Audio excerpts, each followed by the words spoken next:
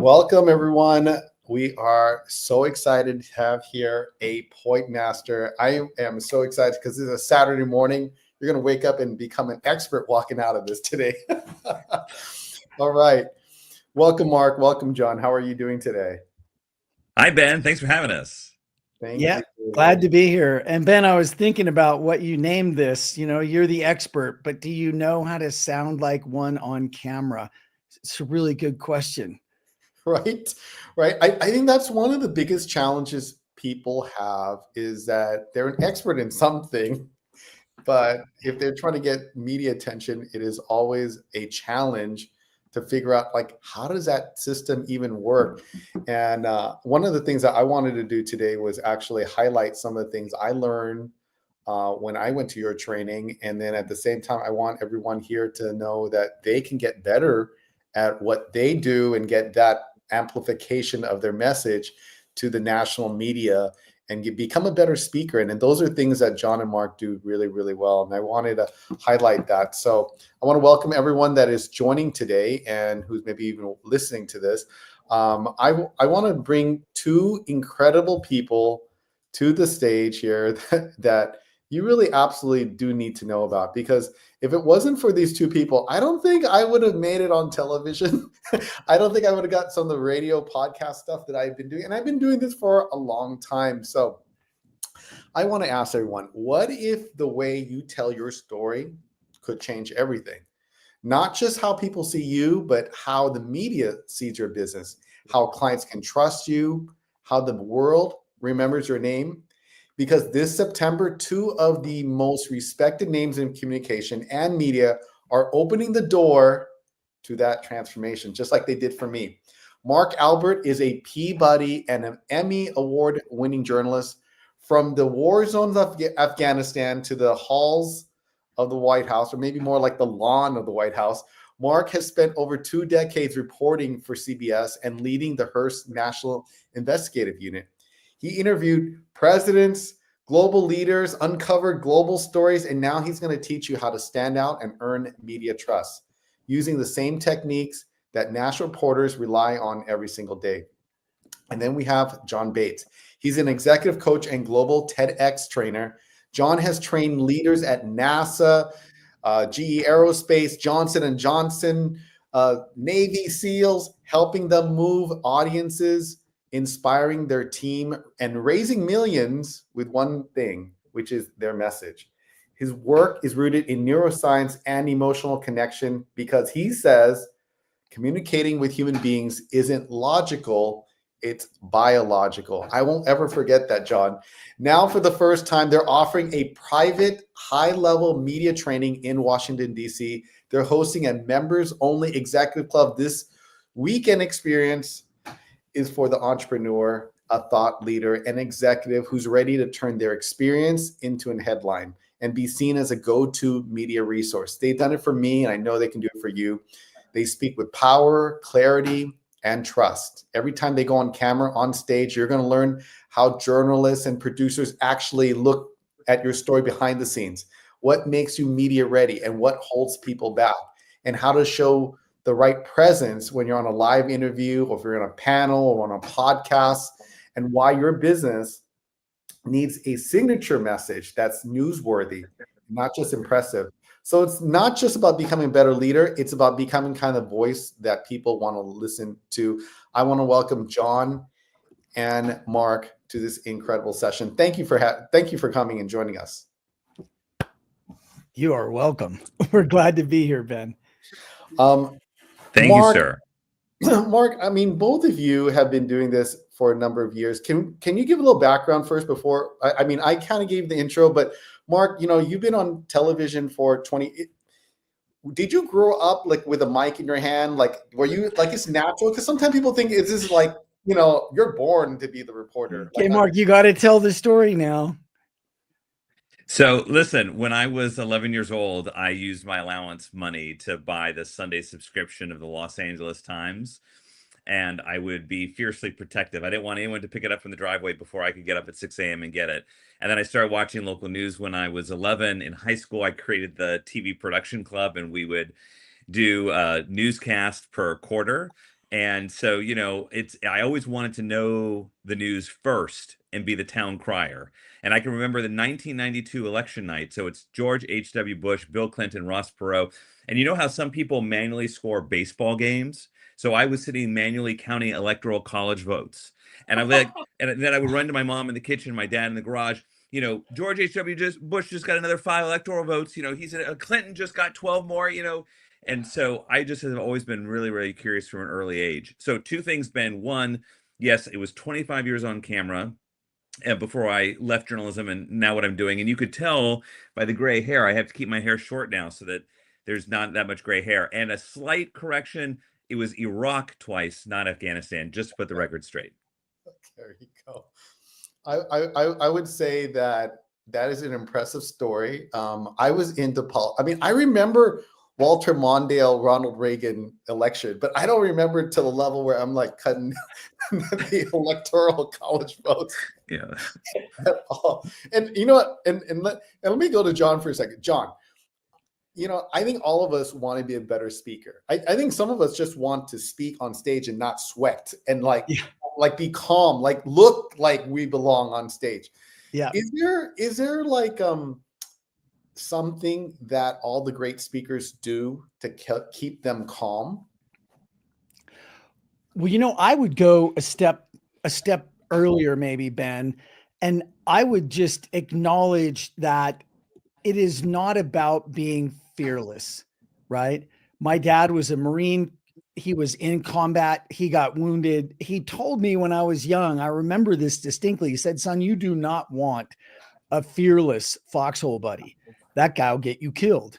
What you want is a courageous foxhole buddy, somebody who is scared, but who will take action when it's warranted." Right. And so the first thing that I would say, and that I do say to people when they've got nerves about being on stage, is look, it makes sense, right? Look what happened to Jesus, Joan of Arc, Martin Luther King, John F. Kennedy, Socrates, right? Like you see get noticed by the group and right. So, there's a reason we're scared of public speaking, and it's not about being fearless. We have a word for those people. It's sociopath, right? That's people who are not afraid of public speaking. So to acknowledge that it's okay, right? It's okay. You're scared. It means you care. It means you got a normal functioning human brain. That's awesome. And then the most successful speakers that I know do something that I was taught a while ago. And, I actually got the advice from Snoop Doggy Dogg, like no kidding. And then I got the same advice said differently from one of the top leadership coaches anywhere in the world. Her name's Candace Shivers Morgan. And they both said the same thing, but they said it really differently. So Snoop Dogg, I even have a sticker. I'm going to show it to you right now. Snoop Dogg said, "Don't be nervous, be at their service." Right. And I know I do a terrible impersonation, but hey, don't be nervous, be at their service. Right. And I can hear Snoop's voice ringing in my ears. Yeah. Today was a good day, but Candace said it differently. She said, "John, if you get up on stage and you have your attention on yourself, then you have your attention on a minor ball of petty concerns that's of no real interest to anyone but you." Ouch. Right. But it's true. Right. And that's what being scared is really about. It's like being worried about what they're going to think of you. Right. Like that's all about you. So if, however, you get up on stage and you have your attention on the message, and the difference that message is going to make for the people in your audience, and the difference they're going to make for the people in their lives because of it, now you have your attention on something worth thinking about, right? Don't be nervous. That's about you. Be of service. Get that attention over there on the audience. And, inside baseball tip, okay.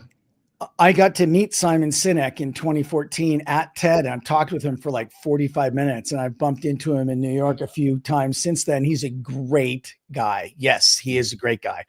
And I know that he stands backstage before he walks out for like 10 minutes, 15 minutes, just meditating by telling himself over and over, this is not about me. I'm here for them. This is about them. I am here to serve them. Right. And he'll like just repetitively get himself into that place where he's completely over there with the audience to serve them. And you still feel nervous, but we call it excited once you're focused on the audience because it's different, so you still may sweat a little, your voice may still, shake a little bit, but it's not nervous anymore. Once you're focused on the audience, it's excited. And that sounds really simple. And it's like, yeah, sure, John. Okay, you go try that. It works like a charm.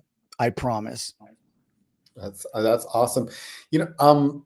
John, when you've trained coaches and leaders from NASA to these like Navy SEALs, is there something that these powerful communicators, do they have something that's all in common when they're communicating? Like, how do they get authority in something like when they're communicating? Is there something special or biological or neurological about that? Well, it's interesting because I often get brought in to teach that very thing to people, that organizations, like they've got a phenomenal VP and they want to pull him into or her into the C-suite. Yeah. But they're not really a great communicator. They don't have the same emotional intelligence. Mm-hmm. And, I think I can sum it up with a conversation I had with the woman who used to run HR for all of Intuit, right? Okay. Big company. And she said, John, we've got this guy. He's a VP. We want to pull him into the C-suite, but he's super competent. His teams love him. He's really good. Like nothing wrong here. He just holds his cards really close to his chest and nobody feels like they know him. Mm. And people want to know their leaders. Oh, that's true. Right. And I was like, wow, that's profound, right? Like that was one of the quotes that I clipped and put in my memory banks from then on, right? People want to know their leaders. And so I went in and worked with this gentleman and I told him first, communicating with human beings is not logical. You may have noticed it's biological.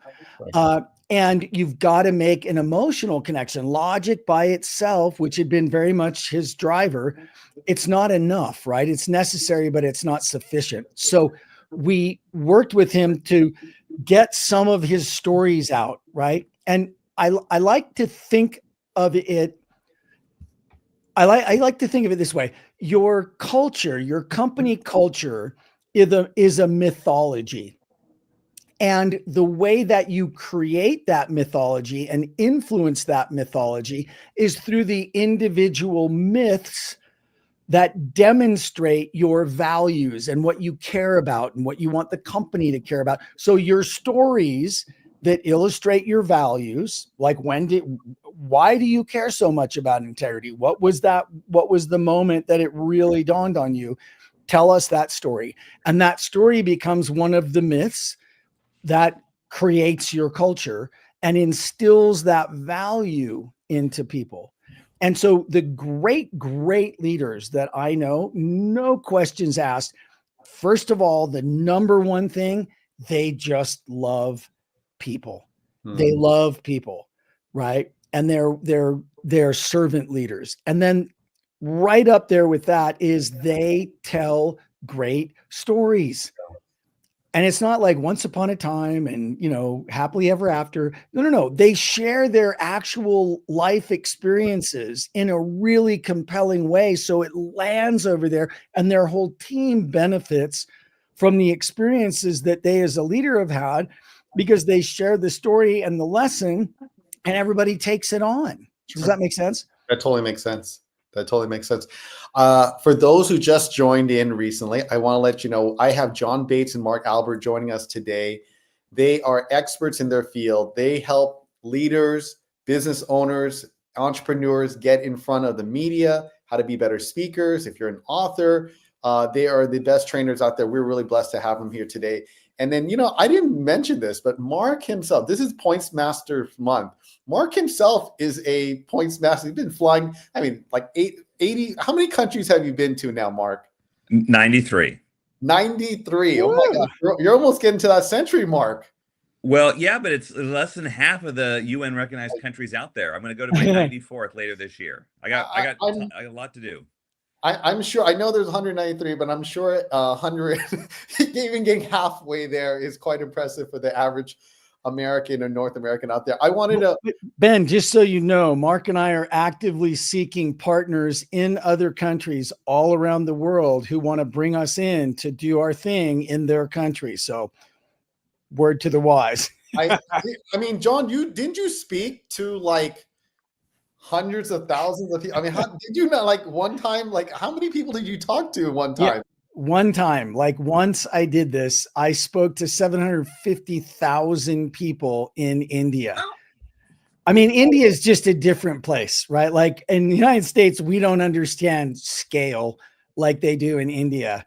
And that was an amazing experience. And I talked about the importance of empowering women's voices. And I was really proud to talk about that topic in the heart of India, where it was still slightly controversial and a little bit, you know. Yeah, absolutely. You know, who are you? Like Lady Gaga and Madonna? Like, He's John Bates I'm big in India. I know, I'm big in India. exactly. and Slovakia. And Slovakia, yes, that's right. I'm well known in Slovakia too, Yeah. Ben. So you guys travel around the world to do the training.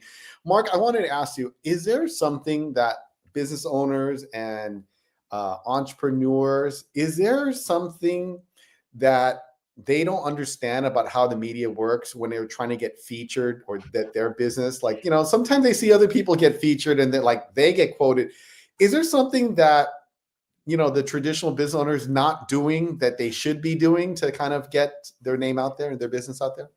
You've hit on such a missed opportunity, and I see this over and over when I speak to audiences. This mainly the small, medium businesses, the entrepreneurs.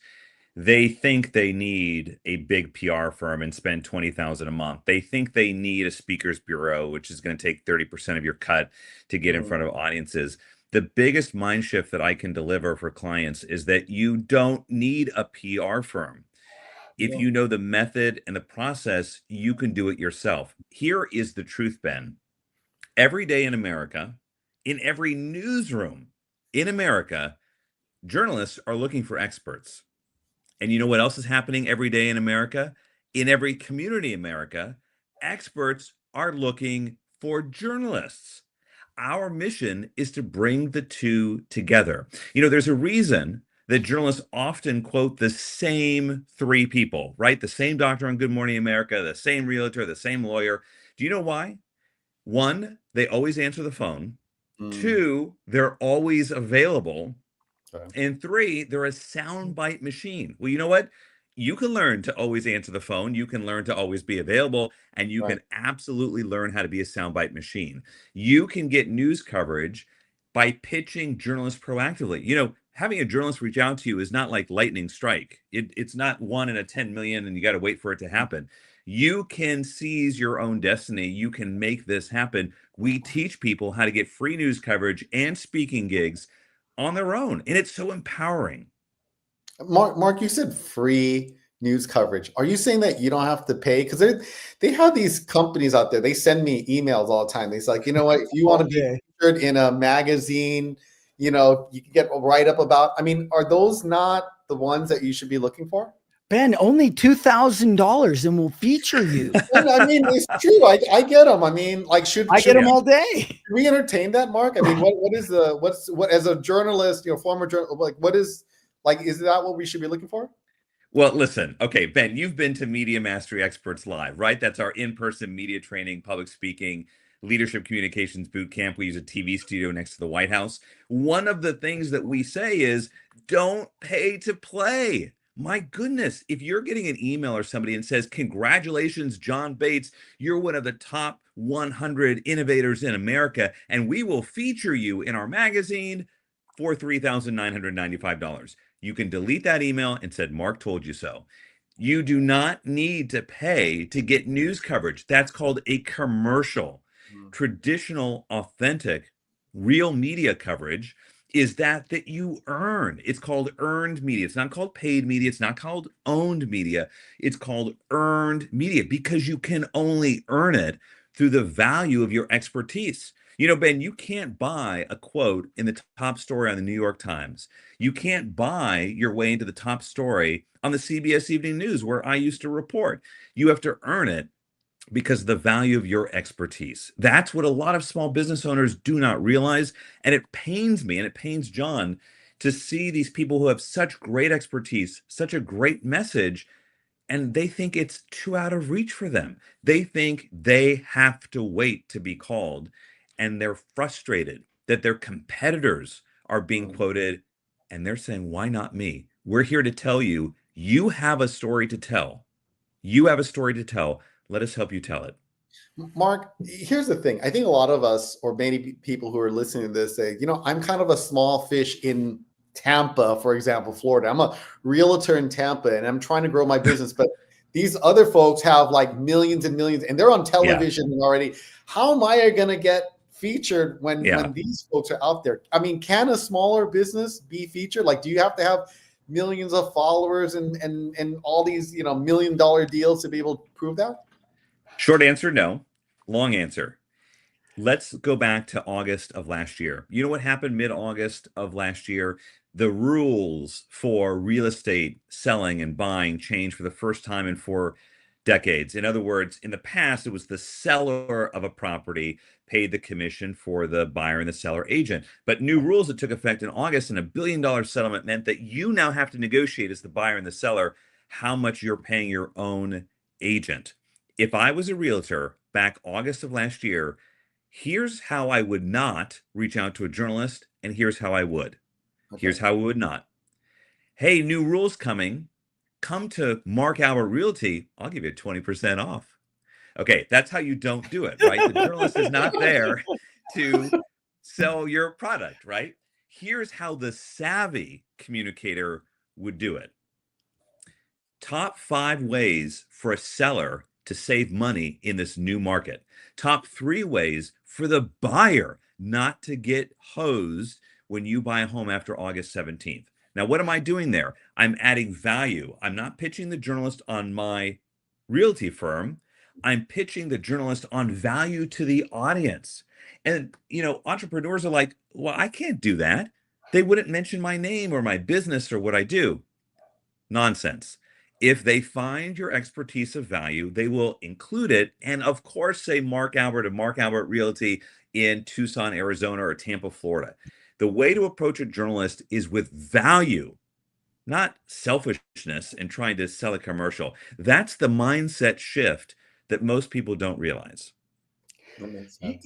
Mark, we haven't talked about this, you and me yet. And Ben, I don't know if you met Mandy, but she is a therapist. She does EMDR and she has an app.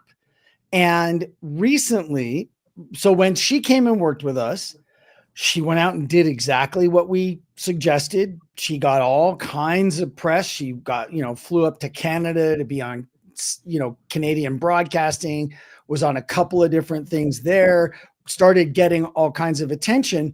And very recently, she was invited onto the morning show to talk about the stress that everybody's going through right now and how, wildly stressful everything is.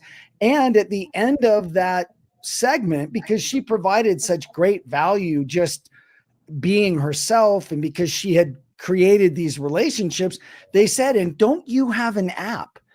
And she said, yes. And they put her app up and they put a link to it. And she got to talk a little bit about why she created it and how it could help people in these stressful times. So, it's a relationship and it's bringing value. And it will do that. It's this one reason why Mark and I love working together. Same thing with TED and TED Talks. If you go to TED and you give a TEDx talk and you try to sell your book, you will abjectly fail. But if you go to TEDx and you just share your one idea we're spreading with no worry about it, just give people value, that will lift you to the stratosphere and you'll sell way more of your book, by the way. Absolutely. That totally makes sense. I think that's kind of the thing. I think many people, whether they understand that they don't need a large audience, they just, Mark, I think you told me one time, there was a time that, we didn't have Facebook and Instagram. We didn't have any followers. And how did you guys book people? How did you find them back in the day, Mark? Can you give me an idea? How did reporters find these experts in the first place? I'm happy to reveal our secrets as long as you don't call me a boomer, because I'm going to talk about yellow phone books. So, The yellow pages. Well, whatever you can reveal, I think people would like to understand how that process works. sure. So, back in the day, in fact, when I started on television, we did not have internet.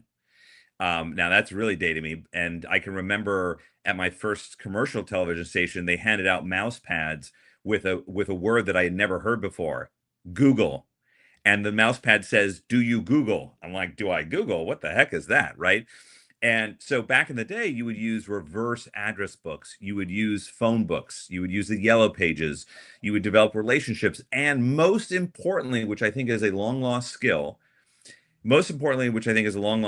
is picking up the phone and calling people. Hey, do you know anybody in this field? Do you know anybody in this field? And that was how you would get experts. Wow.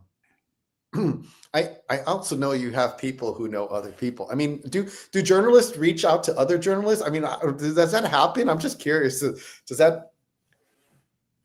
Well, I zealously guarded my experts and sources because I worked really hard to find great ones and I didn't want anyone to steal them. Now, without patting myself on the back too much and I spray my wrist, I will say that I developed a lot of experts who are now on national networks. I found them in their local markets. I gave them a platform at CBS or at Hearst or wherever, and now everybody calls them. And so they're like these big people you would recognize on TV as experts, right? They Yeah. were doctors and lawyers and whatever. I gave them their first interview because I thought they were great and I thought they had amazing expertise to share. And then, of course, everyone plucks them and now they're big names. So, I always found that it was a real skill to be able to find new voices. And Ben, that's what John and I cherish so much, is that we are looking to elevate diverse sources. And when we say diverse, I'm talking geography, income, industry, experience, all of it, because the audiences, the viewing, reading, listening audiences are so much richer and better informed when we have a broad base of experts. If you're not reaching out to a journalist, you're just simply telling the journalist, well, call the same old experts. The audience doesn't need to hear from me. We've got news for you. The audience needs to hear from you.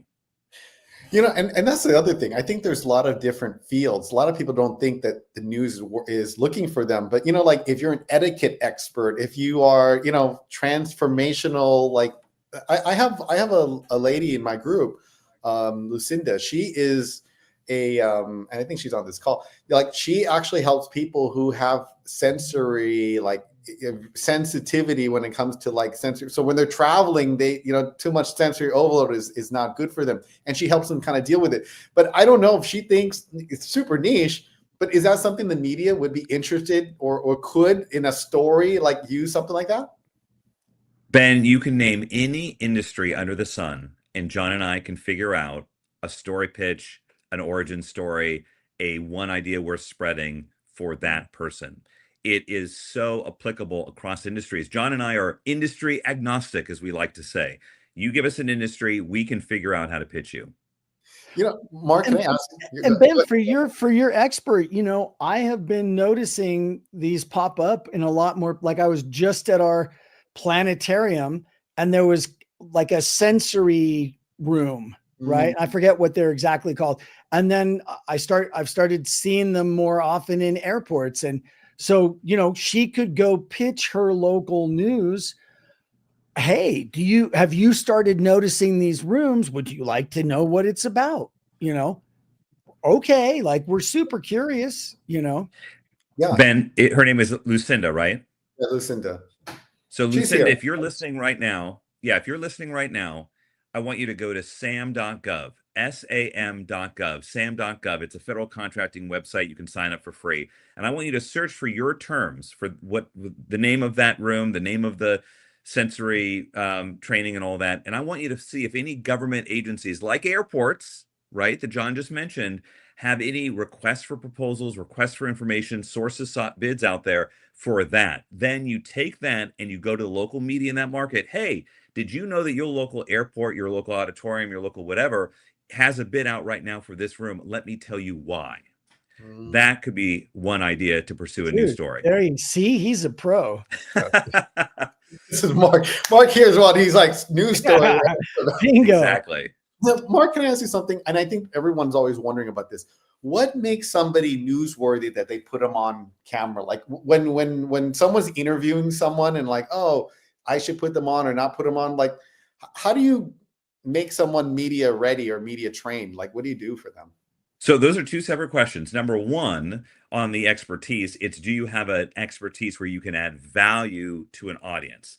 You know, just like John works with people to develop their origin story, we also work with people to develop their expertise, right? What is your expertise? Why would you want journalists to call you? And then how do you frame that in a pitch? There's a whole method. We give people a template for how to pitch the journalists. Our Catalyst PR Plus service also will write the pitches for you and give you a blueprint editorial calendar. So the expertise needs to be honed. Now, as far as media training goes, it's not just enough to teach. That's why at our live event that you came to, Ben, in April, we put everybody on camera with me on a real TV set across from the White House, and we do an interview. Then you go right next door and you do a podcast recording with our national public radio host. Then you go on stage coached by, oh my gosh, the TED Talk coach to the stars, John Bates. Then you get your headshots, you get your LinkedIn optimized from a top voice, invite only badge holder from LinkedIn. It's because we want to hone your expertise, your origin story, your sound bites, so that it's plug and play. You can then go do that. That's, in essence, in answer to your question, how we do media training in only 3 to 4 days with that kind of immersive experience. Yeah, absolutely. And it solves that chicken and the egg problem, because one of the other big problems that up and coming experts have who have not yet been on a lot of podcasts or TV interviews or things or stages is that people will say, well, do you have any footage of yourself? You know, because they want to know that you're not going to freeze when you get under those bright lights in front of the camera and the host and starts asking you questions. Can you handle that? You know? And so when you come away with all this footage of you doing really well at that, that is a super big advantage you will then have when you go out to do this. Absolutely. And it's so important, Ben, that we, there you are. Yeah. There, you're on our set. Yeah, you know what? It was incredible. It was incredible. I'm just telling you, you had a real live like TV set. This is not like some play thing. Like it was a real one. They had to I had to get wired up, and then they had the cameraman, and then they had the guy. I mean, and then you had the makeup people. I'm like the makeup people there, and not just one. It was like 2 makeup in the room, and these people were doing like the what do you call that ball that was going on at that time? The correspondence. Oh, the White House Correspondents Association. Yeah, I was talking to them. They're like, yeah, they're doing that for the correspondents, and they're here for you. I'm like, wow, it was like I felt real deal. I mean, I felt like I was at a studio, and it's interesting, Mark, because right after that, you guys helped me book. Like literally the following day, I was at another radio TV, and then when I walked in there, I was like, I just did this yesterday. I'm totally ready for this. Like I had no nerves. I was like, okay, all the things that Mark told me is happening, and it happened, and I got to do the same thing again. I was just like, oh, this could be my regular job. Yeah. I mean, listen, we are so proud of you, Ben, because you're one of our Catalyst clients. And within 7 days of the start of our event, we had you on TV in DC, TV in LA, news radio, and US News and World Report. So, you know, you really knocked it out of the park, and we're so proud of you. And that's why we want as many people as can possibly come to our in-person Media Mastery Experts Live Bootcamp to do so. The next one, by the way, is next month, September 18th to the 21st. And Ben, can I tell people what we're doing to elevate those voices at that event? Yeah, absolutely. So John and I have done this every single one. We have given out a golden ticket scholarship. These are people who have a tremendous expertise, who absolutely deserve to be on the media and on stages, but they might not be able to afford it on their own. And so at our next free 60-minute masterclass, which is coming up on Tuesday, we are giving out a golden ticket scholarship to, as you see there on the banner, Media Mastery Experts live, which is the 18th to the 21st in Washington, D.C. So John and I would be so honored if your audience would sign up at that registration link, mediamasteryexperts.com/masterclass. It'll be on Tuesday, 6 p.m. Eastern, 3 p.m. Pacific. And if you stay to the end and you engage in the chat, we are giving out a scholarship picked randomly during that masterclass for a general registration ticket. It's one of the things that John and I believe so strongly in elevating all kinds of voices. I first of all, I think it's an incredible opportunity. So everyone, if you haven't already had a chance to get to learn from Mark and from John, I highly encourage you to go to Tuesday, go check out what they're doing. And then I highly encourage you to go to the live event as well. That's going to be Washington, D.C. It's across the street from the White House. It literally is. Like when you put the map up, it's like White House lawn, and there's Media Mastery where they're having an event. It's literally right there. And then, Mark, you didn't tell me. You had like photographer, like did our headshots. If you guys go to the live event, like they did professional headshots. They sent this team from Argentina, and they were like, I felt like I was like, they were like paparazzi taking pictures with us. And then, well, you get a lot of great pictures from the event of you interacting with people, and you behind the scenes, and them putting a little touch up on your makeup or whatever. And it's just, it's phenomenal to have for your social media and everything. I have to say, okay, everyone listen, there was a cost to it, but I'm going to tell you, it was like that. And said, look, he brought in, you didn't tell us, the cameramen that were videoing it, they work at the White House. Like they're the cameramen at the White House. And then the location where we had it at, it was very private and intimate. Like I felt like I got to know even the other attendees. It wasn't even just like we got to meet you, but the other attendees were so, I was sitting down to Evan and I was like, bro, you work for NASA? You're working on secret confidential stuff that and then he's writing a book to try to get other kids and other young people to go into the aerospace. I thought it was fantastic. I met a dating coach, And Ben, that's the secret sauce, is the networking. We've had head of cyber firms. Yeah. We've had NASA engineers. We've had global VP of HR, like amazing networking. And then we have a private LinkedIn community for those who graduate our event and our course. We have an online course, and it continues to grow. And the other thing, Ben, I would say is, yes, the videographers we have there, they work for news organizations, and they are reporting from the White House every day. The producer, who is our studio producer, was my producer at CBS News a decade ago. And we have the head of our Catalyst program. She's been a journalist for 20 years. She worked with me in the National Investigative Unit. And so these are not, somebody who just graduated from PR school or something. These are real experts who have deep relationships in journalism and in the speaking world, and they're all there for you. Mark literally pulled in his Rolodex and said, I'm going to bring all the best people. And he literally did. I said, look, if you're ever going to go to training anywhere and you could get like the best person and get all his friends and buddies that he knows. It literally, I felt like I was in the room. I felt like I was in that room where, they're signed the Declaration of Independence and you're like, oh my gosh, what am I doing in this room? And I'm in this room and it's fantastic. So folks, it is something special. Mark, I'll just say this. You guys are not always going to have a chance to do this. There's going to be one day where Mark's going to be running it, and he may be the headliner, and he'll be there for like an hour and the keynote speech, and then his team will run it. But right now, you have a chance to get Mark's experience. You get to get John's experience. You get a coach who trains the NASA folks and the SEALs and those like Mark who trains the Marines. He's going to be speaking and teaching you right in front of you. It's the thousands of dollars that you're going to earn back in your business and get the national exposure, I think is totally worth it. I think for anybody who's doing this, it is completely worth it. It changed my life. It changed my life, and it took me to the next level. And I think it's going to do the same thing for many people who do this as well. And for folks who just if you want to learn more about it, I would encourage you to go to that mediamasteryexperts.com/masterclass. Go there, sign up right now, because at the end of it, one of you will have a chance. If you're listening to BBD fans right now, one of you is going to have a chance to share with them on why you should get a golden ticket to this event. So definitely go and check this out. Mark, John, is there anything else that maybe we need to share that maybe we haven't yet, but why media attention can help there? I mean, we'll finish up with this, Mark.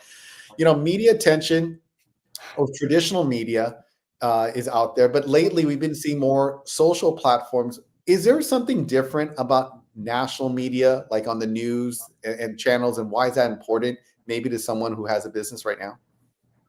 Sure. At our events that John and I do, I like to put up a slide that shows the most trusted brands according to consumers for news. Do you know what's not on there? Facebook, Instagram, Blue Sky, YouTube, right? The traditional platforms for news, the news networks, the newspapers. Yeah, there's a ton of people that are slandering them, saying fake news.